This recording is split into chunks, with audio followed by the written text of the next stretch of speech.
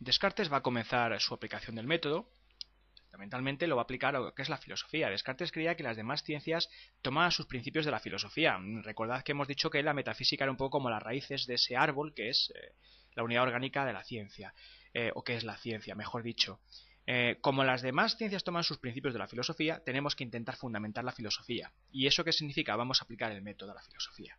¿Qué hace Descartes? Bueno, pues aquí Descartes lo que hace para empezar a aplicar el método es establecer o formular su famosa duda metódica. ¿Qué quiere decir esto, la duda metódica? Bueno, quiere decir que Descartes duda de todo, sí, pero porque Descartes sea un escéptico o lo fuera, yo no me atrevo a decir eso, yo no sé si Descartes fue escéptico en algún momento. Esta es una duda metódica. ¿Qué significa? Que es un momento del método. Estamos dudando para algo, con un fin. ¿Qué es lo que hace Descartes? Duda de todo, pero con el fin de intentar encontrar algo que se escape de la duda. Es decir, la duda es como una especie de red. Yo arrojo la duda. ¿Y qué es lo que hago? Pues todo queda bajo esa red y voy a ver si hay algo que sea capaz de escaparse de esa red.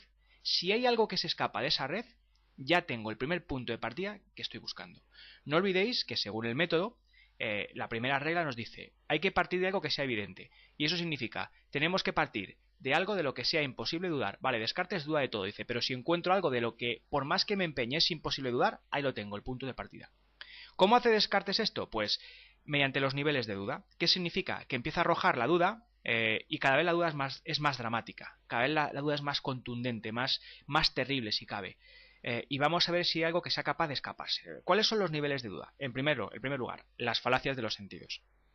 Está muy claro, y más para un racionalista, que los sentidos nos engañan. Pero bueno, eso lo podemos constatar todos, no es especialmente complejo.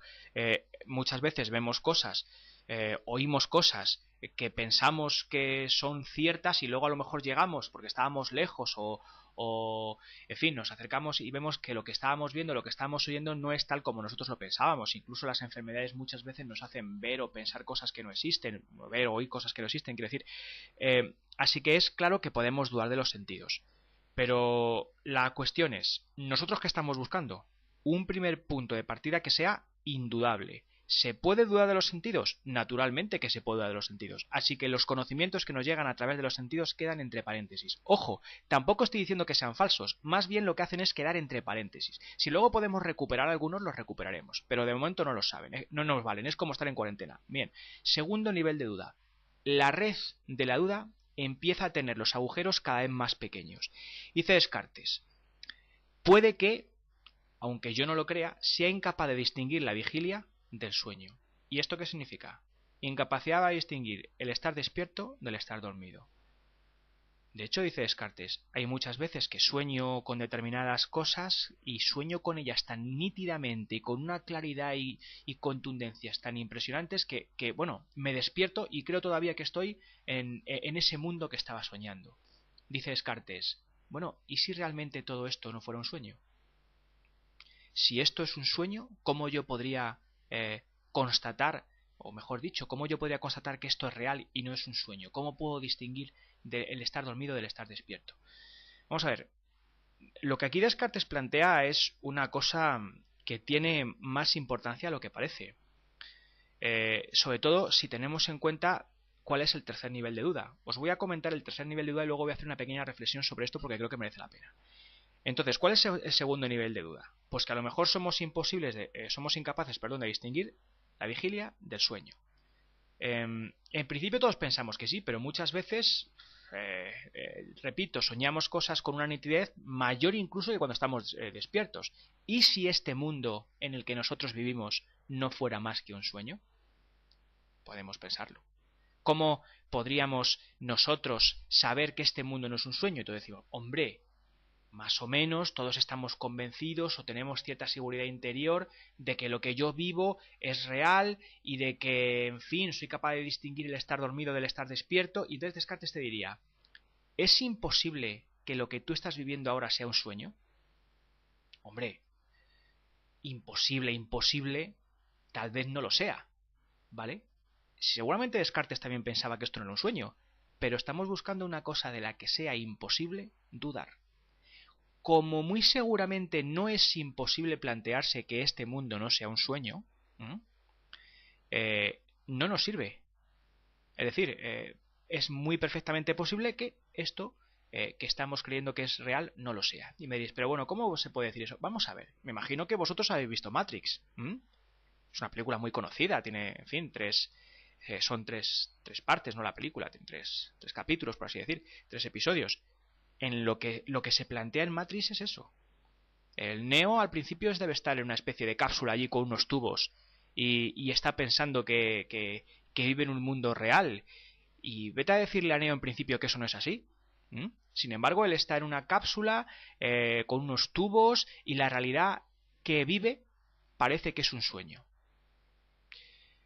¿Y si realmente nosotros estuviéramos manipulados por algún tipo de inteligencia que nos hace creer que esto es real cuando no lo es? En Matrix son las máquinas. ¿Mm?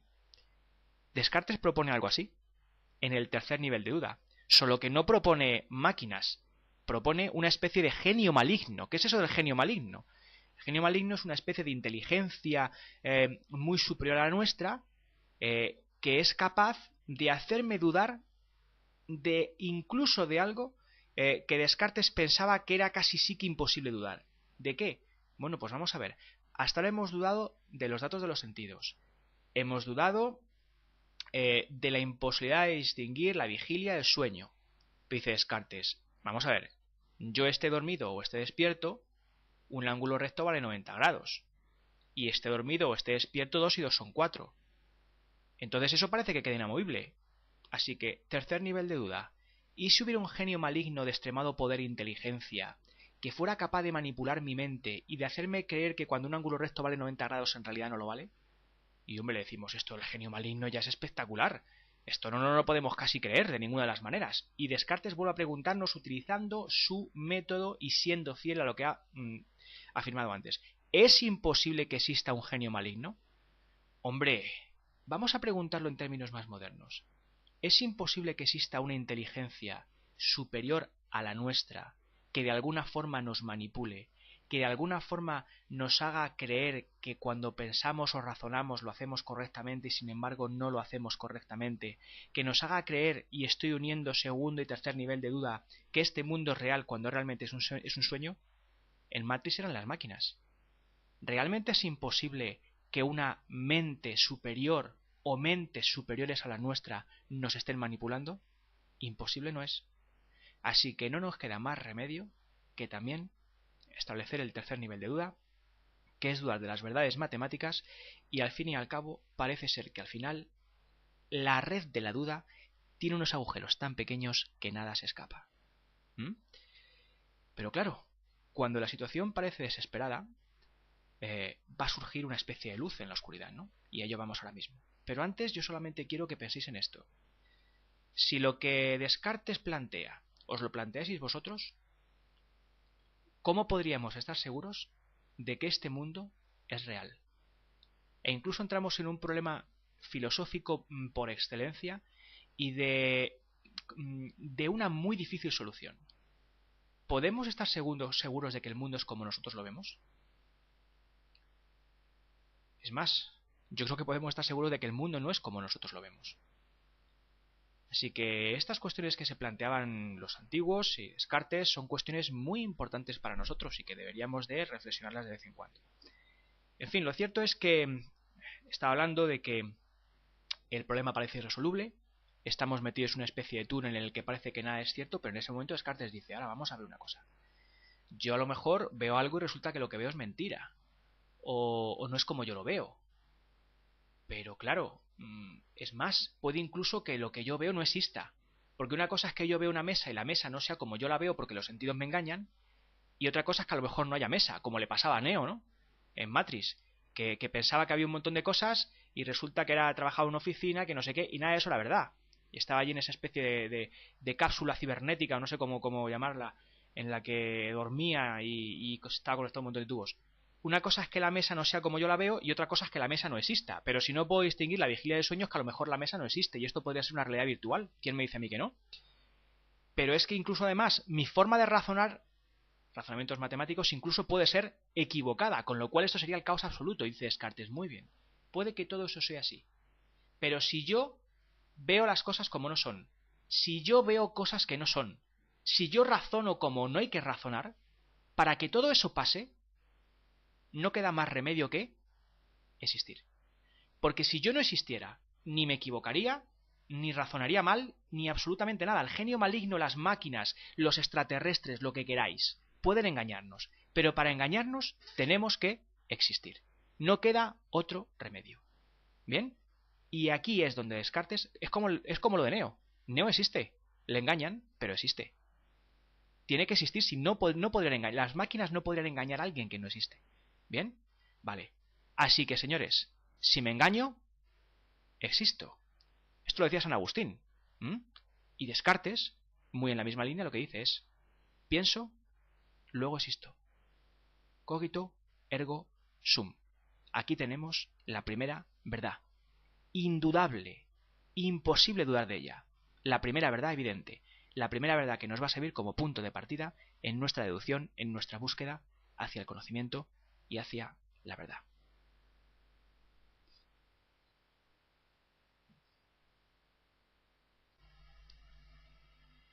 Pero con el pienso luego existo, no solamente tenemos la primera verdad, tenemos algo más. Tenemos el prototipo de toda verdad y de toda certeza. O si queréis, el criterio para saber cuándo algo es verdadero, y no solo verdadero, sino si queréis, indudable. ¿Por qué el pienso luego existo es una verdad indudable? Es una verdad indudable porque se percibe con absoluta claridad y distinción. De ahí que Descartes establezca ese criterio. Cualquier cosa que yo perciba con la misma claridad y distinción que el pienso luego existo, será verdadera e indudable. De tal forma que, si repasamos brevísimamente lo que hemos visto hasta ahora de la aplicación del método, tenemos que Descartes parte de la duda metódica, una duda que es parte del método y que no es para quedarnos en la duda, sino que es para intentar encontrar una primera verdad. Descartes establece unos niveles de duda, que son, en primer lugar, el conocimiento que nos llega a través de los sentidos, en segundo lugar, la imposibilidad de distinguir la vigilia del sueño, y en tercer lugar, la hipótesis del genio maligno. La duda se va haciendo cada vez más radical, y como en esos tres aspectos cabe la posibilidad de dudar, aunque en algún caso sea muy improbable, no tenemos más remedio que dudar, hasta que Descartes se da cuenta de que si duda, de que si piensa, tiene que existir. Y por tanto el pienso luego existo se convierte en la primera verdad, que va a servirnos como punto de partida, y no solo en la primera verdad, sino también en el criterio o prototipo de toda verdad. ¿Por qué? Porque se percibe con claridad y distinción. Hasta aquí parece que las cosas, bueno, pues de momento van funcionando. Hemos salido como del primer match ball, podríamos decir. Hemos encontrado esa primera verdad que parece que se nos resistía. Llegó un momento en que estábamos en ese túnel oscuro donde parecía que no íbamos a encontrar nada a lo que aferrarnos. Ahora tenemos una primera verdad, pero de repente nos volvemos a encontrar con otro problema, y un problema bastante serio, bastante considerable. ¿Qué es lo que sabemos? Sabemos que yo pienso, luego yo existo, muy bien, pero el hecho de que yo exista no me garantiza de momento que exista ninguna cosa más. Vamos a ver, esto lo hemos dejado antes claro. Yo puedo ver la mesa y resulta que la mesa no es como yo la veo, pero es que además puede que no haya mesa. Recordad el ejemplo que hemos puesto antes de Matrix, etcétera. O incluso que el genio maligno, la inteligencia maligna me esté manipulando y yo incluso razone mal, todo lo que queramos. Es decir, que yo sé que existo, pero no sé, de momento, de la existencia, no me consta que exista ninguna realidad extramental. O sea, aparte de mi yo que piensa y duda, ¿queráis? No sé de la existencia de ninguna otra realidad. Esto es un problema, porque, bueno, pasa un poco como en la película aquella, me parece que era el Apolo 13, no sé si recordáis, si la habéis visto. Resulta que los astronautas que estaban allí tenían un problema técnico y, bueno, pues los ingenieros de la NASA se ponían a investigar con los materiales que tenían allá arriba cómo construir la pieza que necesitaban para salir del apuro. Pues aquí pasa lo mismo. Descartes coge y se pone a investigar qué es lo que tiene, con qué cuenta, qué piezas dispone para intentar salir de ese atolladero en el que está metido, porque aún está metido en un atolladero. Él sabe que existe, pero de momento no sabe que exista nada más. Y es difícil salir de ahí, ¿eh? Es complicado, porque aplicando los niveles de duda que hemos aplicado, yo, vale, pienso luego existo, pero cualquier cosa que piense o cualquier cosa que crea o que vea puede ser falsa, y entonces es muy difícil demostrar que existe algo aparte de mí mismo como sujeto que piensa, ¿eh? Yo, en principio, que sepamos, soy una cosa que piensa. No hemos hablado del cuerpo ni nada por el estilo. Bien, el cuerpo pertenece a lo material y lo material aquí de momento no está demostrado. Así que yo sé que soy un ser que consiste fundamentalmente en pensar. ¿Mm? ¿Qué quiere decir esto la duda metódica? Bueno, quiere decir que Descartes duda de todo, sí. Pero porque Descartes sea un escéptico o lo fuera, yo no me atrevo a decir eso. Yo no sé si Descartes fue escéptico en algún momento. Esta es una duda metódica. ¿Qué significa? Que es un momento del método. Estamos dudando para algo. ¿Red? Si hay algo que se escapa de esa red, ya tengo el primer punto de partida que estoy buscando. No olvidéis que según el método, la primera regla nos dice, hay que partir de algo que sea evidente. Y eso significa, tenemos que partir de algo de lo que sea imposible dudar. Vale, Descartes duda de todo, dice, pero si encuentro algo de lo que, por más que me empeñe con un fin. ¿Qué es lo que hace Descartes? Duda de todo, pero con el fin de intentar encontrar algo que se escape de la duda. Es decir, la duda es como una especie de red. Yo arrojo la duda. ¿Mm? ¿Y qué es lo que hago? Pues todo queda bajo esa red y voy a ver si hay algo que sea capaz de escaparse de esa red. Descartes va a comenzar su aplicación del método. Fundamentalmente lo va a aplicar a lo que es la filosofía. Descartes creía que las demás ciencias tomaban sus principios de la filosofía. Recordad que hemos dicho que la metafísica era un poco como las raíces de ese árbol que es la unidad orgánica de la ciencia, o que es la ciencia, mejor dicho. Como las demás ciencias toman sus principios de la filosofía, tenemos que intentar fundamentar la filosofía. ¿Y eso qué significa? Vamos a aplicar el método a la filosofía. ¿Qué hace Descartes? Bueno, pues aquí Descartes lo que hace para empezar a aplicar el método es establecer o formular su famosa duda metódica.